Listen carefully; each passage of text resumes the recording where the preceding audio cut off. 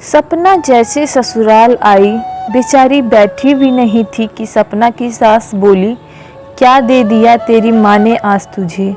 सपना के हाथों में थैला देखकर सुनीता जी ने चश्मे के नीचे से झांकते हुए पूछ लिया। सपना ने एक बार थैली को देखा और हिचकते हुए सपना ने थैली में से निकालकर एक सूट अपनी सास सुनीता जी के सामने रख दिया। सूट को उलट पुलट कर देखते ही सुनीता जी की त्योरियां चढ़ गई। ये सूट तो पहना हुआ लग रहा है। तेरी माँ ने क्या इस बार पुरानी सूट दे दी तुझे, और तू आराम से उनको लेकर भी आ गई। ना तुझे शर्म लगी और ना ही तेरी माँ को। माँ जी, इसमें क्या शर्म की बात है। माँ जी, वो माँ का ये सूट मुझे बहुत अच्छा लगता था तो इस बार माँ ने मुझे दे दिया। अच्छा, तो अब इतने बुरे दिन आ गए हमारे जो अपने मायके की उतरन पहनेगी तू। अरे तुझे तो अकल नहीं, तेरी माँ को तो सोचना चाहिए था ना। बेटी को उतरन देने से पहले आज ये सूट दे दी, कल को तेरे बच्चे के लिए तेरे भतीजे भतीजी के पुराने कपड़े भी दे देगी और तू आराम से लेकर आएगी कि तुझे बहुत पसंद थे। खबरदार जो ये तुरंत दोबारा घर में ले आई है तो। कड़कते हुए सुनीता जी बोली, और इसको पहनना भी नहीं मेरे सामने, समझी। सपना सहम कर रह गई। बात यह है कि आजकल सपना की माँ की तबीयत कुछ ठीक नहीं रहती, तो सपना पास में होने की वजह से रोज़ थोड़ी देर के लिए माँ से मिलने अपने मायके चली जाती थी। अब ऐसे समय में माँ और भाभी कुछ देना चाहती तो सपना खुद ही मना कर देती थी।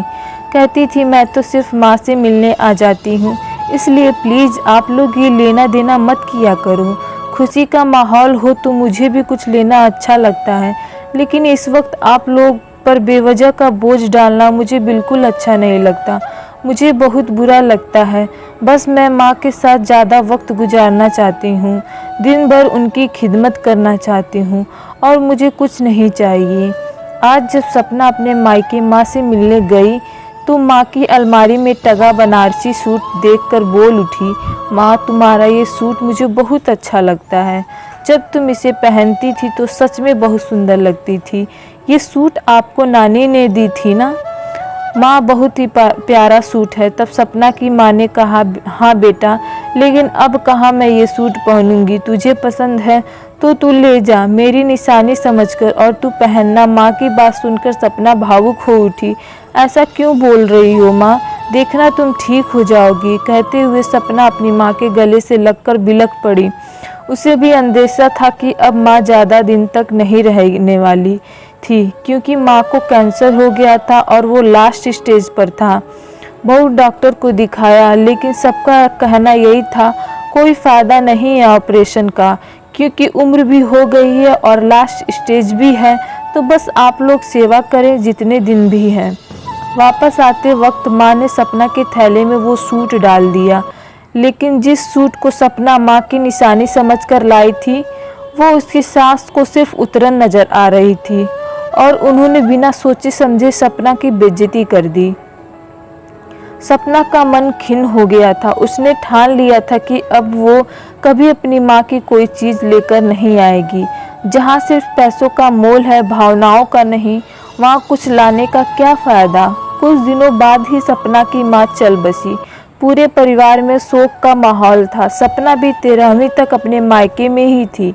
13वीं के दिन सपना के पति और सास ससुर भी सपना के मायके गए थे। सारा काम निपटने के बाद जब सपना विदा होकर वापस ससुराल जाने लगी तो सपना की भाभी माँ की अलमारी से निकालकर माँ के जेवर सपना को देते हुए बोली, दीदी, माँ ने कहा था कि ये आपको दे देना है। आप इस घर की बेटी हैं, इसलिए आपका हक भी बनता है। माँ ने मुझे भी दिया और कुछ जेवर आपके लिए भी रखे थे। दीदी, आप इसको अपने साथ ले जाएं। सपना की आंखें झलक आई। खुद को संयत करते हुए वो बोली, नहीं भाभी, माँ नहीं तो क्या हुआ, अब आपसे ही मेरा मायका है। आप सब तो हैं, मेरे साथ हैं, तो फिर मुझे किसी की निशानी की क्या ज़रूरत है। ये बाकी के जेवर आप पहन लो, क्योंकि माँ की छवि अब मुझे आप में नज़र आएगी। अब आप ही मेरे लिए माँ की जगह हो। भाभी, इसको आप पहनोगी तो मुझे आप में माँ दिखेगी। कहते हुए सपना ने वो जेवर अपनी भाभी के हाथों में दे दिए। पास खड़ी सपना की सास और पति भी देख रहे थे, लेकिन कुछ कह नहीं पाए। सास को तो सपना पर बहुत गुस्सा आ रहा था। घर आते ही सपना की सास बिफर पड़ी। भला इस वक्त भी कोई मना करता है लेने से? इस वक्त तो बेटियों को देने से माँ की आत्मा को शांति मिलती है। जब अपने मन से वो दे रहे थे तो क्या जरूरत थी मना करने की? बाकी के सारे गहने उस भाभी के पास ही तो रहने थे। तू अपना हिस्सा ले लेती, कभी ना कभी काम तो आ जाता। लेकिन तू तो बड़ी दानी निकली, उसको भी दान कराई। सास की बात सुनकर आज सपना के मन का दर्द शब्द बनकर ओठों से निकल पड़े। क्यों माँ जी, मैं भला माँ की उतरन इस घर में कैसे ले आती? आपने ही तो कहा था कि आइंदा कभी माँ की उतरन लेकर मत आना। वो सूट तो माँ ने मुश्किल से 2-4 बार पहना था, लेकिन वो जेवर तो माँ हमेशा पहने रखती थी। फिर वो उतरे हुए जेवर मैं कैसे ले आती माँ जी? आप अपनी कही बात भूल गई माँ जी? लेकिन मुझे आपकी कही बात याद थी और मैंने आपकी ही बात का भरम रखा कि कहीं दोबारा से आपको बुरा न लगे कि मैं फिर से अपनी माँ की उतरन ले आई। बोलकर आंखों में आंसू लिए सपना अपने कमरे की तरफ बढ़ गई और सास निरुत्तर सी देखती रह गई, लेकिन मन ही मन बड़बड़ाती रही। भला गहने भी कभी उतरन होते हैं?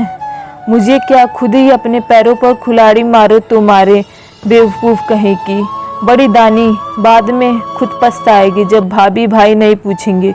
मुझे क्या? सपना की सास बड़बड़ाती रही, लेकिन सपना को अपने किए पर पछतावा नहीं था, बल्कि वो खुश थी, क्योंकि भाभी में भी उसको माँ की छवि ही दिखती थी।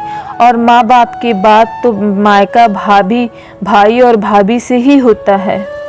दोस्तों, ऐसी ही कहानियाँ देखने के लिए हमारे चैनल को सब्सक्राइब करें।